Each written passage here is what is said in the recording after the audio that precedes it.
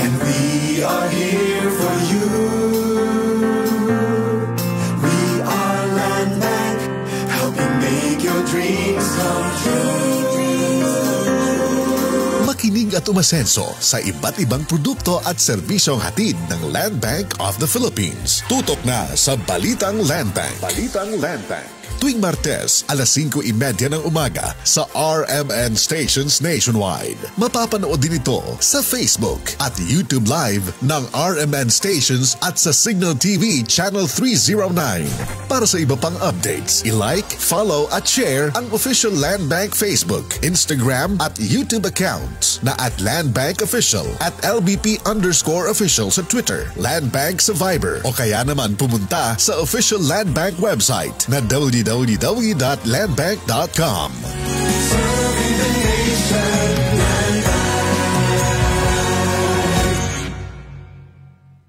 Santon Plus Herbal Capsule. Ako si Joseph. 5 years na akong Santon Plus Herbal Capsule user. Walang ibang gamot na nakapagpagaling sa aking cirrhosis of the liver, kundi Santon Plus Herbal Capsule lang. The best talaga. Santon Plus Herbal Capsule. Mabibili sa mga butika.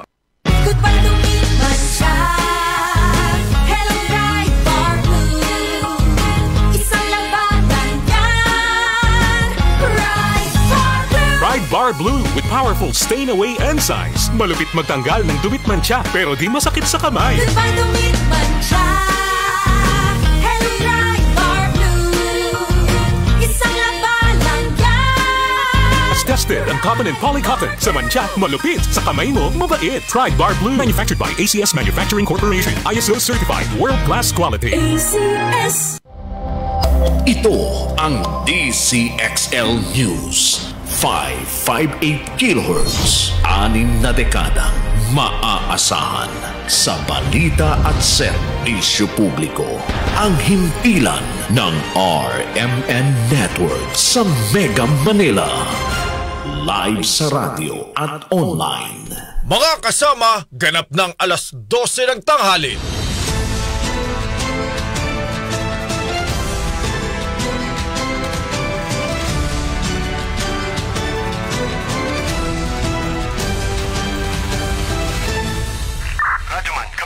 Live pong napapakinggan Radyoman, sa live Luzon, dito. Visayas, Mindanao. Narito na ang mahahalagang kaganapan sa loob at labas ng bansa. Unang-una mong narinig Sabayan yan. na po tayong napapakinggan sa 65 RMN stations nationwide. Nandito tayo ngayon sa Ilagang Signal TV Channel 309 Aris, bigapon kita diri. at sa WRMN New York, USA. Wala pang ibang reporter dito. Napapanood din tayo sa YouTube at Facebook channel ng RMN Worldwide. Mula po sa RMN Broadcast Studios, Atlanta Center, Manila. Narito ang inyong kasamang tagapagbalita. RMN Network News. Magandang tanghali mga kasama. 26 po ng Pebrero, araw ng Lunes taong 2024. Kasama niyo na po Radyoman Drew San Fernando. At ako naman si Radyoman El Maracol. At narito na po ang ulo ng mga maiinit na balita. Presyo ng karning baboy, posibleng tumaas pa na hanggang 20 pesos kada kilo pagkatapos ng Semana Santa ayon sa grupo ng pork producers. Mga reyon sa bansa na nakakaranas daw ng dry spell dahil naman sa epekto ng El Nino, nadagdagan pa ng 4. Bawas presyo sa produktong petrolyo, kasado na bukas. Gasolina at diesel may halos pisong rollback sa kada litro. 2 bagong batas naman nilagdan ngayon ng Pangulong Bongbong Marcos. Para sa balita sa ibayong dagat, 15 katao patay. 2 ang sugatan sa pag-atake ng Islamist militants sa loob ng Catholic Church sa West Africa. Sa sports balita naman, 5 players ng Pelicans kasama ng Miami Heat star na si Jimmy Butler sinuspindi ng NBA kasunod na rin ang nangyaring rambulan nitong nakalipas na weekend. Para sa entertainment news, Liza Soberano rumampa sa 2024 Screen Actors Guild Awards sa LA kasama ang mga kilalang Hollywood stars. At para sa detalye ng mga maiinit na balita, RMN Network News. Mga kasama, ibinabala ng grupo ng pork producers na posibleng tumaas pa ang presyo ng kada kilo ng karneng baboy pagkatapos ng Lenten season. Sa panayam ng RMN Manila, sinabi ni Agap Party List Representative Nicanor Briones na nananatiling mataas ang farm gate price sa kabila ng medyo mababang demand ngayong papalapit na ang Semana Santa. Problema anya ngayon ang pagbaha ng imported na karne, banta ng African swine fever at ng nararanasang El Nino phenomenon. Makakadagdag ng cost of production dahil ang baboy pag mainit ay mahinang lumaki. Sabihin, mabagal ang paglaki dahil hindi masyadong nagkakakain. Yung lahat ng ginagamit ng mga raw materials para sa paggawa ng pamakain, siyempre pagka tag-init, medyo ang supply ay mababawasan. Epekto yan ng El Nino. Ayon kay Briones, asahan pa ang pagsipa ng presyo ng karneng baboy kapag lumakas na ulit ang demand nito. Malaki ang posibilidad na mabawasan ng gagamitin o supply para sa paggawa ng pamakain na siya rin magiging dahilan para tumaas ang presyo nito. So, iba't ibang factors. Mabilis tumataas ang ating orudo, gasolina. Medyo yan yung mga dahilan kung bakit kaya yung cost to produce ng isang kilong baboy ay tumataas din. Ako, nakikita ko, pwede pa maaaring tumaas pa yan between 10 to 20 pesos per kilo. Sa pinakahuling datos ng Department of Agriculture, naglalaro sa 290 pesos hanggang 370 pesos ang presyo ng kada kilo ng pork kasim, habang 360 pesos hanggang 390 pesos ang kada kilo ng liempo. Sa kabilang dako ng balita, kailangan ng ekspansyon o pagpapalawak pa sa mga sakahan sa bansa para hindi raw mag-angkat ang gobyerno ng bigas sa ibayong dagat. Sunod rin ito ng report mula sa Asia Stats na numero 1 ang Pilipinas sa Southeast Asia na nag-i-import ng bigas sa ibang bansa na pumapalo na sa 3.8 million metriko tonelada. Sa panayam ng RMN Manila kay Samahang Industriya ng Agrikultura o Sinag Chairman Rosendo So, dapat suportahan ng gobyerno ang ating mga local farmers at tangkilikin naman ang lokal na bigas. Aniya naging direksyon na kasi ng nakaraang administrasyon na mag-angkat ng maraming volume ng bigas. Pero kung papalawakin na niya ang mga sakahan, ay kayang maabot naman ng local production ang supply ng bigas sa bansa. Sakaling mangyari ito, ay kaya ring maibarik sa 12% lamang ang import na bigas mula sa kasalukuyang 30%. Ngayon, humahabol lang tayo na ibalik yung local production natin. Pero hindi ka doon kabilis, no? Immediately, ma-attain natin yung babalik tayo sa 12% import na lang. Yun ang hinahabol ulit natin para at least lumawak ulit yung pagtanim dito sa ating bansa. Hopefully, by this coming year, bumalik tayo dun sa local production natin lumaki para at least hindi ganun kalaki ang inaangkat natin sa other countries. Lalo na yung mga nag-produce ng bigas no? Dito sa ating bansa, dapat suportahan and continuous na lumawak yung production natin. Yan ang tinig ni Samang Industriya Agrikultura o Sinag Chairman Rosendo So sa panayam ng RMN Manila. Sa patuloy pang balita, bentahan naman ang imported na bigas nagiging matumal na rin dahil sa mataas na presyo. Kasama mo sa balita si Radyoman Jill Emprido. RMN Live Report. Nagiging matumal na rin ang bentahan ng imported na bigas ngayon dahil sa mataas na rin na presyo ng ibang klase at uri nito. Kung maaalala sa nakalipas na mga linggo, mas tinangkilik ng mga mamimili ang imported na bigas dahil na rin sa mas bagsak na presyo nito. Pero ayon kay Kenneth Senyogan, retailer ng bigas dito sa Pasay Public Market, makakabili na kasi ang kanilang customer ng lokal na bigas na mababa ang presyo at pasok na rin sa panlasa ng mga Pinoy. Aniya, noon lamang naman tinangkilik ng mga mamimili ang imported na bigas dahil na rin sa mababang presyo nito kumpara sa lokal na bigas na hindi na halos makain. Ating pakinggan ang naging pahayag ni Kenneth Senyogan sa panayam ng RMN Manila. Sa imported na bigas, wala pa siyang bumababang bigas. Magkano pa yung imported nyo? Yung 55, yung bachelor. Galing saan yun? Thailand. Ano mas tinatangkilik ba ng... Depende sa customer Yung customer na mahilig lang sa hinahanap din nila yung pinakamura. Kaya yung nabibili sa akin, yung 52. Kung bumaba, nagbababa naman kami ng presyo. Pero pag hindi bumaba, siyempre...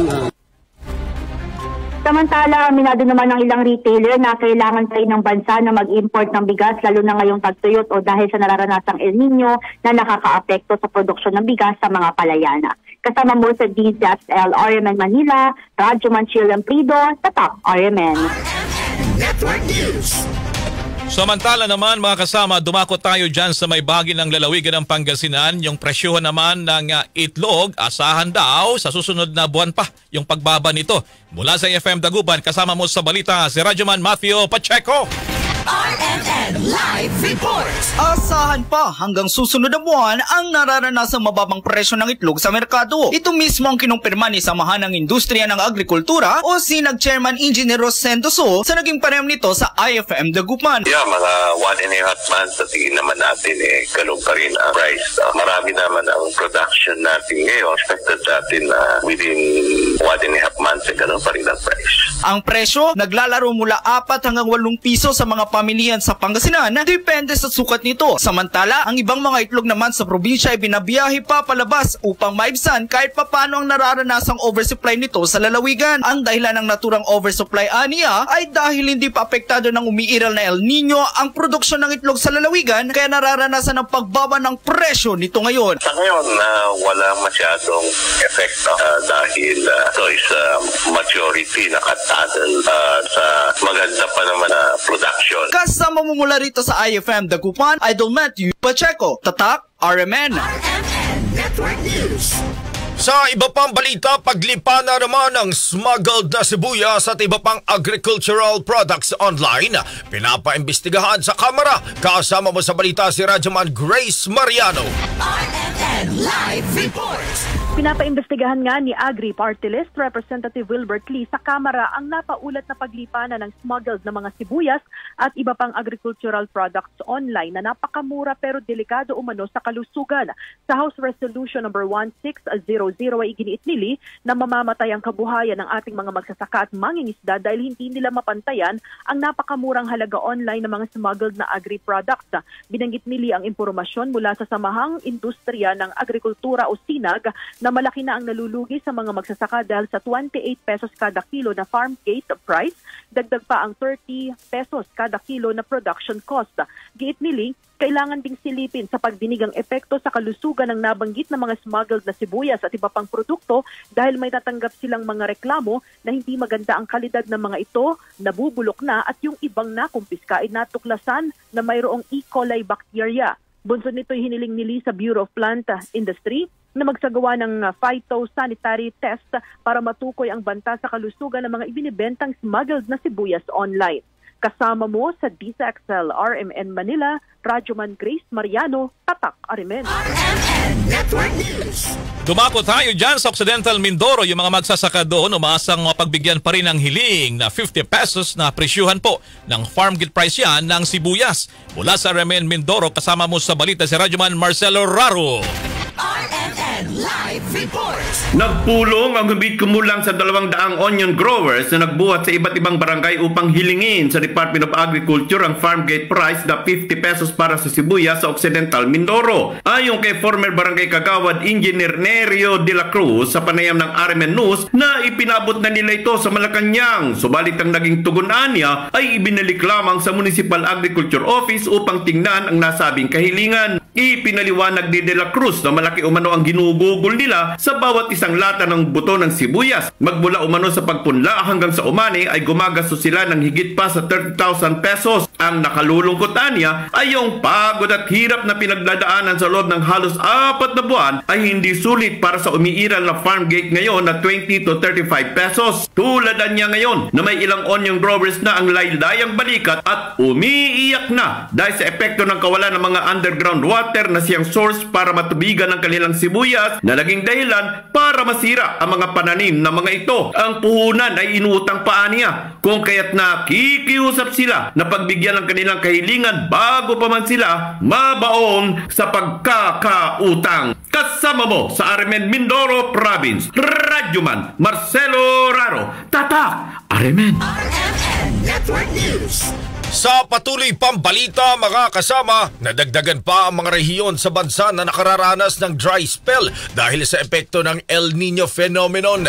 Sa interview ng RMN Manila, inihayag ni Task Force El Nino spokesperson, Assistant Secretary Joey Villarama, na tinamaan rin ngayon ng dry spell ang Region 6 o Western Visayas, Region 9 o ang Zamboanga Peninsula, Region 4B o ang Mimaropa at ang Ilocos Region o Region 1. Sa ilalim ng dry spell, nakararanas ang mga lugar na tinamaan nito ng kawalan ng ulan ng 21 hanggang 60% mula sa normal na pag-ulan sa loob ng 3 magkakasunod na buwan.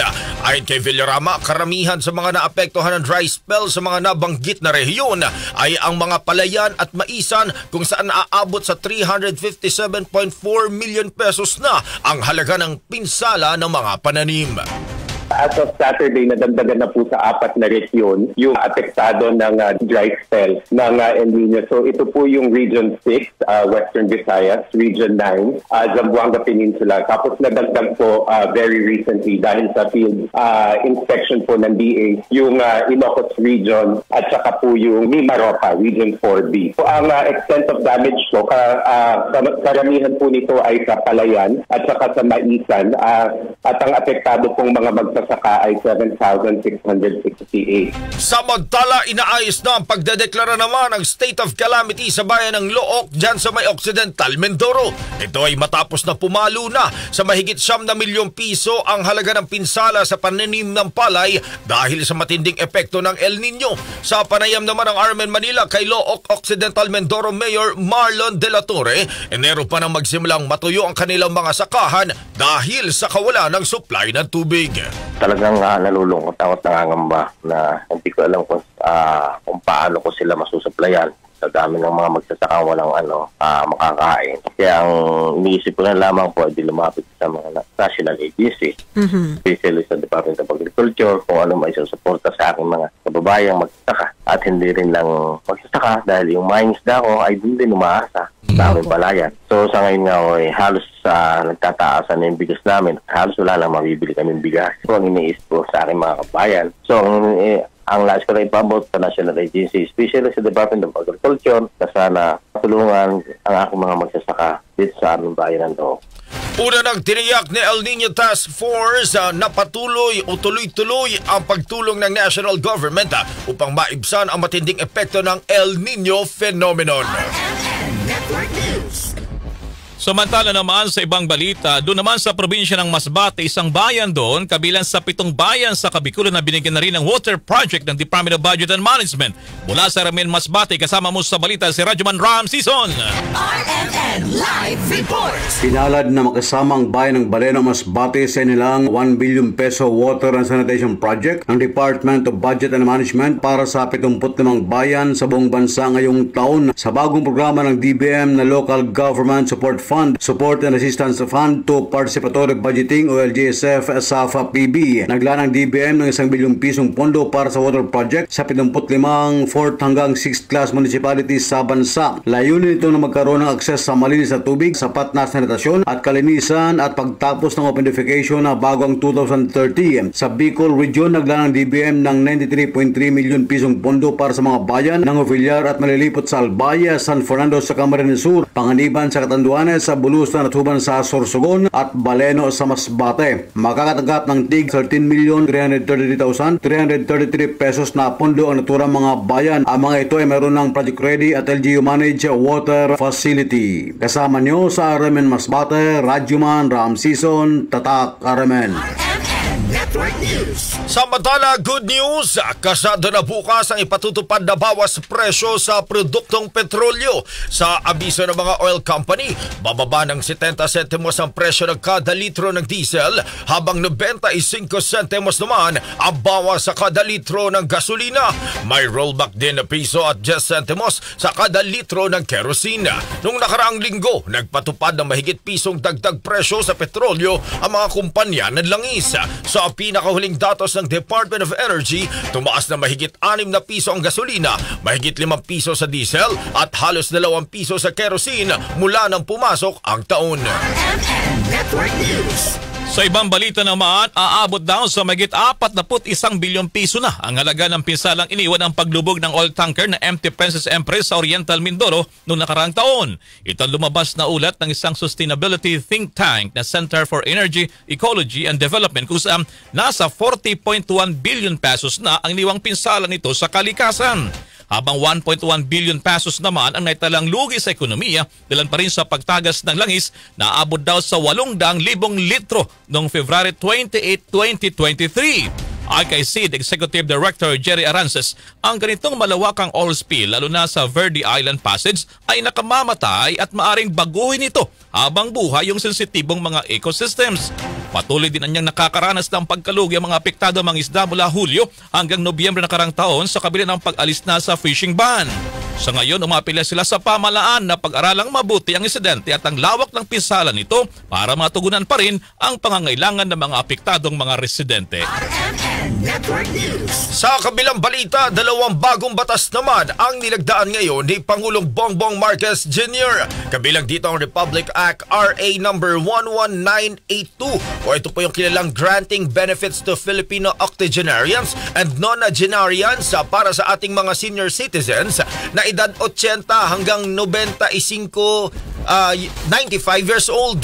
Sa ilalim ng bagong batas, makatatanggap ng 10,000 piso ang mga senior citizens na nasa 80 years habang panibagong 10,000 piso kapag umabot sa 85, 90 hanggang 95 na taong gulang.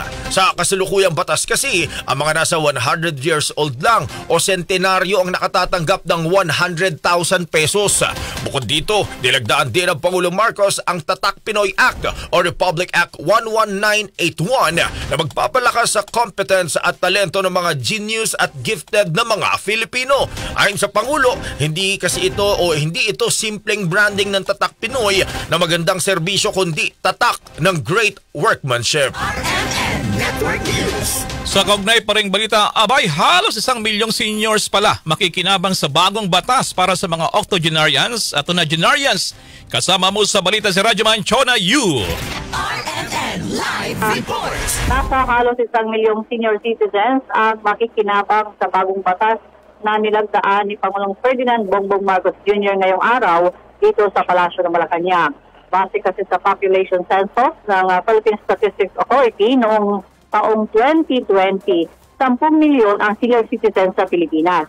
Sa naturang bilang, 1 milyon halos dito ang nasa edad 80. Sa ilalim ng Republic Act 11982 ay makatatanggap ng 10,000 piso ang mga senior citizens na nasa edad 80, 85, 90 at 95. Patuloy naman na nakatatanggap ang mga senior citizens na nag-edad ng 100 ng 100,000 piso. Kasama mo sa Malacanang, Radyoman Chona Yu, Tatak RMN.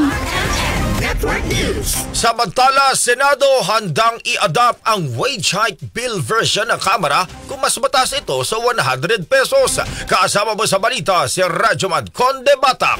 RMN Live Report. Senate Committee on Labor Chairman Senator Jingo Estrada na i-adopt ang bersyon ng Kamara ukol sa dagdag na sahod para sa mga manggagawa sa pribadong sektor. Ang reaksyong ito ni Estrada ay kaugnay na rin sa pahayag ni House Majority Leader Manix Dalipe na ikinukonsidera nila ang mas mataas na daily minimum wage increase para sa mga manggagawa sa private sector kabilang ng panukalang 350 pesos na wage hike dahil hindi sapat ang 100 pesos na dagdag sa sweldo ng mataas na kapulungan. Ayon kay Estrada, kung mas mataas ay inaprubahan ng Senado na 100 pesos na dagdag sa minimum wage ang ipapasa ng Kamara ay handa siyang i-adopt at sundin ang bersyon ng mababang kapulungan. Sinabi pa ni Estrada na natutuwa siyang sa wakas ay aaksyonan na rin ng mga kongresista ang panukalang wage hike. Suportado ng buong Senado ang dagdag na sahod partikular sa mga minimum wage earners para matulungan ng mga ito na makaagapay sa pang-araw-araw na pamumuhay at mahal na presyo ng mga bilihin. Kasama mo sa DZXL RMN Manila, Radyoman Conde Batak, Tatak, RMN. RMN Network News. Sa patuloy pa ng ating mga balita, muling nagpaalala po ang Commission Election sa COMELEC sa mga tatakbong kandidato. Huwag magpalinlang sa mga scammers na nag-aalok ng serbisyo para may panalo daw ang isang kandidato. Sa panayam ng Armin Manila kay COMELEC spokesperson John Rex Laudianco, walang sino man na makakapagmanipula ng sistema ng komisyon kaya't imposible ang alok ng mga scammers na kaya nilang manipulahin ang resulta ng halalan. Aniya taong 2010 pa ang pagkasagawa ng automated elections at wala pa ni isang kasong lumabas na napasok ng mga scammer ang sistema ng halalan sa bansa. Dahil dito nanawagan po si Laudianco doon sa mga kandidato maging ng mga botante. Huwag maniwala sa lumang alok ng mga individual na may kognayan pa rin sa halalan.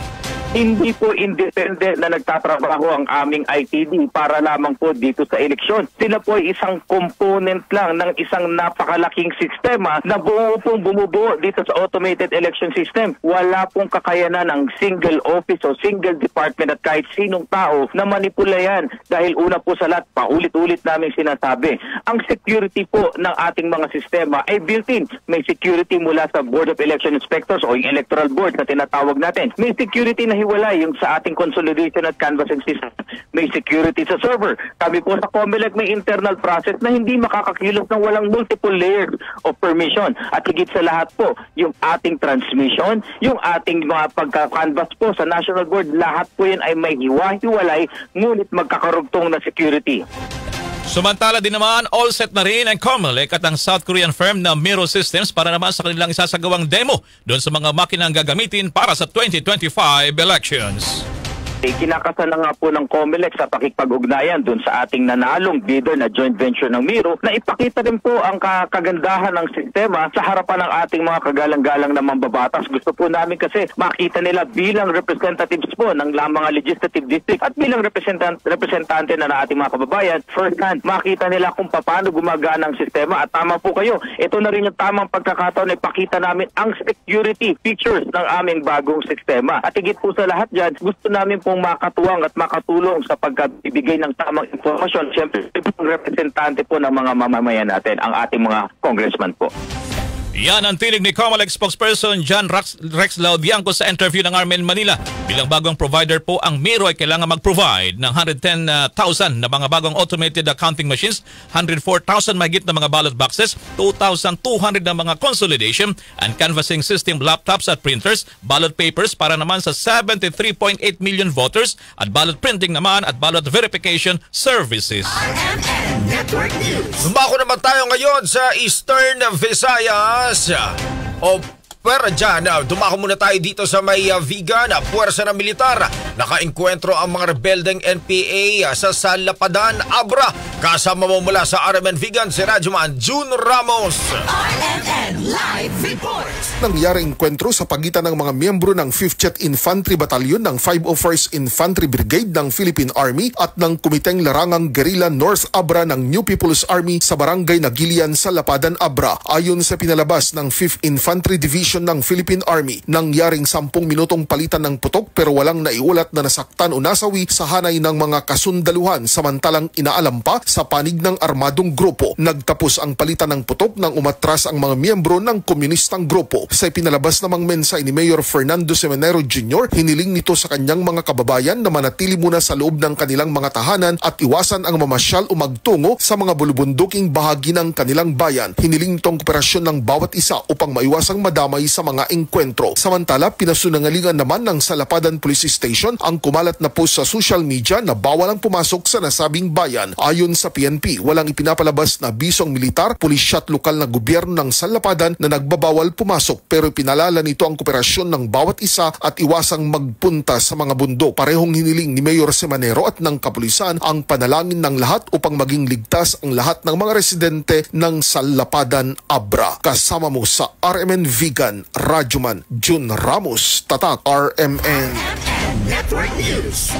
Balita naman sa ibayong dagat, patay ang 15 katao habang 2 iba pa ang sugatan sa nangyaring pag-atake sa Catholic Church sa northeastern Burkina Faso, Mali sa West Africa. Naganap ang insidente nitong araw sa kasagsagan ng mismo ng Sunday worship sa Isakani Village sa Odalan Province. Ayon sa church official, ang responsable daw sa nasabing insidente ay armadong Islamist militants. Sa statement nilabas naman ng pinuno ng local diocese na si Abu Jean Pierre sa Wadogo, agarang nasawi ang nasa 12 katao habang 3 iba pa ang namatay habang nilalapatan ng lunas sa paggamutan ng iba pa. Ito ang pinakahuling insidente na nangyari sa turang lugar na sangkot ng Islamist militants. Sa loob ng 3 taon, target ng mga militante ang mga mananampalataya daw ng simbahan. Balitang Sports. Para naman sa ating Balitang Sports, 5 players ng Pelicans kasama na ang Miami Heat star Jimmy Butler kabilang sa sinuspende ng NBA kasunod ng nangyaring rambulan nitong weekend. Kasama mo sa balita si Radyoman Jairus Peña, Florida. 5 players mula sa Miami at New Orleans Pelicans ang pinatawan ng suspension ng NBA matapos ang nangyaring gulo nitong Biyernes kung saan nanalo ang Heat. Kabilang sa suspendido ng isang game ang Miami star at forward na si Jimmy Butler, gayon din ang 2 teammates, ang center na si Thomas Bryant at forward na si Nikola Jovic. Sa kampo ng Pelicans, ang forward na si Najee Marshall ay suspendido ng isang game habang ang Pelicans guard na si Jose Alvarado at Miami player na si Jovic ay suspendido ng 3 games bunsod ng pag-alis nila sa kanilang bench para makisali sa away. Nagsimula ang gulo ng pigilan at hawakan ni Heat center Kevin Love si Zion Williamson para hindi makapag-layup. Dahilan nito para matumba si Williamson sa court at natawagan ng foul si Love. Dito na nagtakbuhan ng Pelican players na sa akala ay sinadya ni Kevin Love ang pagpigil kay Williamson. Sa 5 players na suspendido na walang sweldo, ang pinakamasaklap ay si Jimmy Butler na aabutin sa katumbas ng 4 na milyong piso ang mawawala sa kanyang kikitain. Para sa ating RMN Sports, Radyoman Jairus Peña, Florida, Tatak RMN.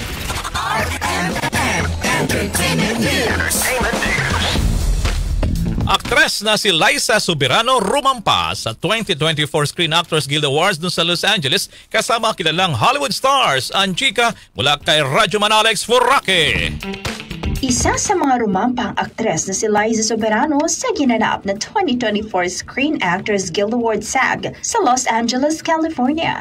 Suot ni Liza ang simple but elegant na two-tone gown. Ibinahagi ng fashion designer na si Pamela Roland ang mga larawan ni Liza habang suot ng aktres ang isa sa kanyang mga obra sa 2024 pre-fall creation. Caption na to, #Liza Soberano looks breathtaking at tonight's 2024 SAG Awards in our pre-fall 2024 blush Mikado gown with black embroidered bodice. Naging stylist ni Liza si Maya Riley, na stylist din ng mga famous celebrities sa Hollywood na sina Megan Fox, Jennifer Hudson, Eva Longoria at marami pang iba. Ilan pa sa mga Hollywood stars na rumampa rin sa SAG Awards ay sina Margot Robbie, Emma Stone, Robert Downey Jr., Reese Witherspoon, Penelope Cruz, singer Billie Eilish, Oscar winner Brie Larson at Jennifer Aniston. Matatandaan na isa si Liza sa mga bumida sa Hollywood movie na Lisa Frankenstein bilang si Taffy. At napansin din si Liza ng isang American filmmaker na si Joe Russo dahil sa magaling nitong pagganap sa nasabing movie. Yan ang ating entertainment news. Alex Furraque, Tatak RMN.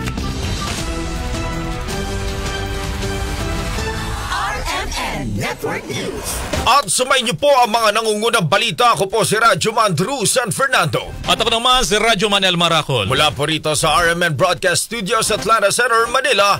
Maganda pong hapon. Marami pong salamat. Inyo pong natunghayan ang RMN Network News. Malaki ang tumutok para huwag mahuli sa maiinit na mga balita at impormasyon. Reaching millions nationwide and worldwide for more than 70 years. Tatak RMN. Mga kasama, oras 12:31 na.